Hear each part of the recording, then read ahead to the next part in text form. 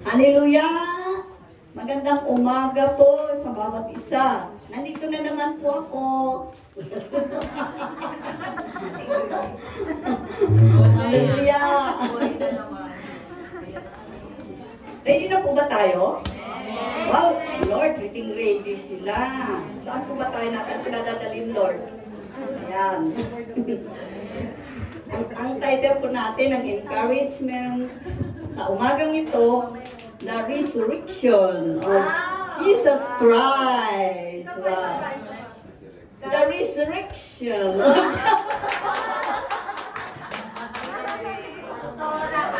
Maiba na naman yung ating, maiba yung ating, the way. Sige na po, makinig na po tayo. Ay, pinagalitan na tayo. No, yung pagkabuhay muli ng ating Panginoong Jesus. Amen. Bakit kaya nangyayari ito? Dahil tayo ay, ang buong mundo ay patay. Amen? Saan kaya patay? At alam natin, nung ni-create ni Lord yung ating mga ninuno, kilala natin yung ating mga ninuno, si Eva at Adan. Nilikha silang spiritually alive.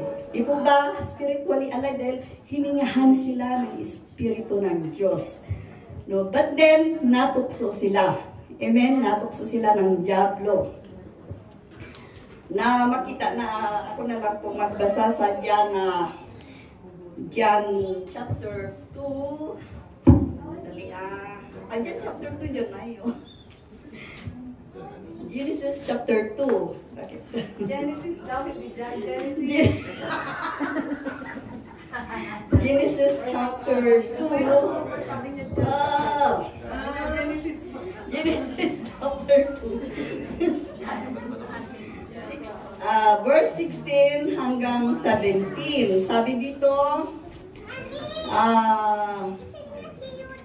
dito sa 16,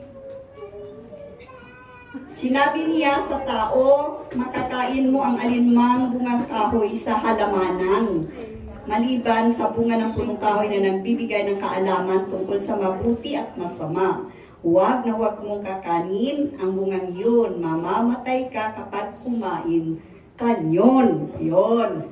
Doon namatay sa spiritual. At makita natin sa chapter 3 ng Genesis, verse 6 and 7. Sabi dito, eto, ano kaya ang namatay sa atin? Bakit kaya sinabi ni Lord na mamatay kayo? Dahil nung tinukso ng Diyos, makikita natin dito sa verse 3, chapter 3, verse 6 and 7, sabi nung babae nung tinukso siya ng diablo, napakaganda sa paningin ng babae ang punong kahoy at sa palagay niya ay masarap ang bunga nito. Nabuo sa isipan niya na mabuti ang maging marunong. Kaya tumita siya ng bunga at kumain. Kumuha rin siya para sa kanyang asawa at kumain din ito. 7. Nagkaroon na sila ng pagkaunawa matapos kumain. Noon nila nalaman sila ay hubad. Kaya kumuha sila ng dahon ng higos na nagkapit-kapit at ginawang palakit sa katawan. Kaya, nilid sila, tinukso sila ng diablo. Nilid sila sa kamunduhan. Nawala na yung focus nila sa Diyos. No, dito na sa mga bagay-bagay sa kamunduhan, pati yung sarili nila nakita nila. No, kaya dapat naunawaan natin na nakapokus sila sa sarili nila. Kaya nakita nila, hubad. No, doon sila nakadama na yung hiyak. Sabi nga sa 1 John chapter 2 verse 16, for all that is in the world, the lust of the flesh, the lust of the eyes, and the pride of life is not the Father, but it is in the world. Not the Father. Kaya ginawa ng ating mga ninuno, doon na sila sa world tumingin. Hindi na sa kay God. na lumikas sa kanila. Kaya spiritually dead sila. Kaya minanan natin. Kaya ang Panginoong Hesus ay dumating para mabuhay tayo, mabuhay yung espiritu natin sa Diyos. Dahil yun po yung namatay. No? Kaya, mag-introduction na po tayo. Topic verse lang diniscuss. Sabi sa yung pinaka-verse natin, sa John chapter 11 verse 25, I am the resurrection and life. He who believes in me, though he may die, he shall live. Amen?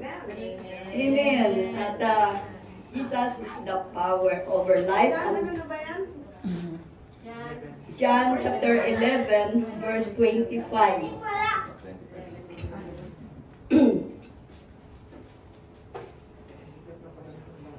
Jesus has the power over life and death, as well as power to forgive sins. This is because He is the creator of the life. Amen? He who is life can restore life. Amen? Kasi andun sa Kanya yung buhay. Whoever believes in Christ has a spiritual life. No, pag tayo nanampalataya sa Panginoong Diyos, we have a spiritual life. Yun po ang binuhay sa atin. And like that death cannot conquer. Hindi tayo madadaig ng kamatayan. Wala nang kapangyarihan ng kaaway sa atin. When we realize His power and how wonderful His offer to us really is, no? Very wonderful pag ating namnamin po ito. How can we help but commit? Kaya kinukumit natin yung ating buhay sa Panginoong Diyos, sa Panginoong Jesus. To those of us who believe, what wonderful assurance and certainty we have, no? Talagang sigurado tayo. No? Ano man ang pandaraya ng kaaway, sigurado na tayo, hindi na ito mababali. Because, sabi ng Panginoon nga, because I live, you also will live. Amen. Naalap ba ninyo araw-araw ay nagkaroon tayo ng resurrection days, araw-araw. Dahil nandito po tayo sa lupa, ang buhay natin dito ay pakipaglaban. Ipaglaban natin ang buhay kasi nangako ng Panginoon na mabubuhay tayo. Nagipaglaban tayo na may kasama na tayo. Kasi noon, ang buhay natin ay biktima tayo ng lahat ng bagay. Gapos tayo. Di ba naranasan na natin? Gusto pa ba tayo bumalik? Sino gusto bumalik? Ayaw. Ayaw. Ayaw.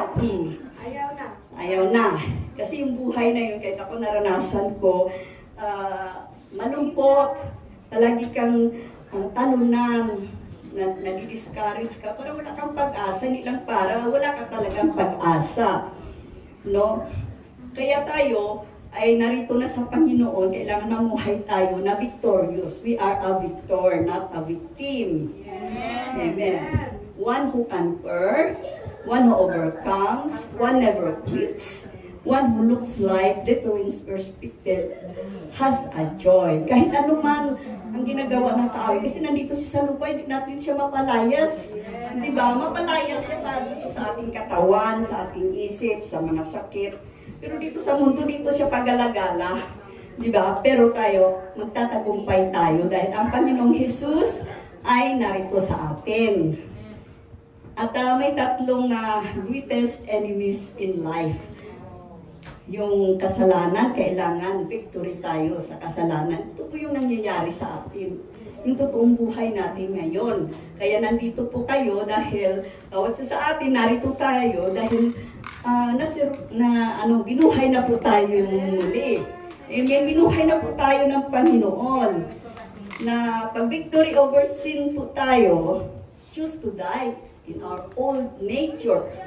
No, tinuturuan tayo dahil nandito pa tayo sa lupa, may nangyayari dito, pakipaglaban, piliin natin yung old nature natin ay mamamatay na.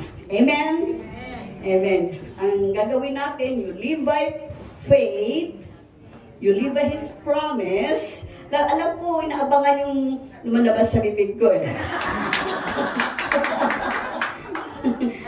You live by His truth. Pero maganda yan. Walk daily, live by spirit, moment by moment. We will not carry out the desire of the flesh. Flesh. Live, walk, live Jesus control in us. Amen. Hallelujah. At saka yung isa, victory over Satan. No, Satan was defeated already. Alam niyo po ba, naniniwala po ba kayo? Defeated na siya dahil sabi ng Panginoon sa Ephesians chapter 2 verse 6, dahil sa ating pakikipag-isa kay Kristo, tayo'y muling binuhay na kasama niya at pinaupong kasama niya sa kalangitan. Ngayon nakaupo kayo dyan, sa kalangitan nakaupo din kayo. Naniniwala po ba kayo? Kaya enjoy our life, no? Walang ano yung mga problema. Wala, tagumpay na tayo. At saka yung victory over death. Talagang victorious na tayo. Wala nang yung kamatayan sa atin dahil ang kasalanan natin ay napatawad na. Sins are forgiven. Holy Spirit dwells in you, in me, in us. Amen. Ang Holy Spirit nandiyan pa sa atin. Amen. Holy Spirit guide you, protect you, provide against all evils in this world. Siya po yun. May kasama tayo nga, hindi siya nag-iisa. And have an eternal life. Amen. Payag ba kayo na araw-araw na lang kayo nagdidibati, mag-asawa? Payag ba kayo araw-araw ay ng problema kayo? Yan ang buhay gusto natin. Diba? Kaya ang ino-offer ni Lord na buhay na walang hanggang. Kahit ano man ang ating kakaharapin, kahit pangit man yan, yung joy mararamdaman natin eh. May pag-asa tayo, ito lang yan, panandalian lang. Dahil may tutulong sa atin. Yun po yung buhay na walang hanggan, na mararanasan natin dito sa lupa habang buhay pa tayo. Dahil tayo din ang mamimili eh. Papayag na pangit tayo, dito tayo araw-araw nagdidibati, araw-araw tayo nakasimangot, araw-araw tayo nagdadabog.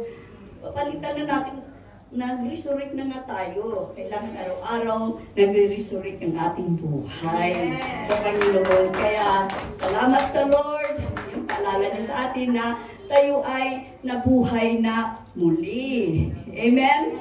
Kaya pag kinuha tayo ni Lord, nung pinakatutal natin, pati na yung katawan, glorified. Buhay na buhay. Wala nang kapangyarihan ang kaaway. Amen? Kaya, thank you Lord. Glory, glory to your name, O Lord. Salamat sa kami tayo na sa araw nito. Ngalan ako ng Jesus. Amen. Gusto mo pa mag-extend?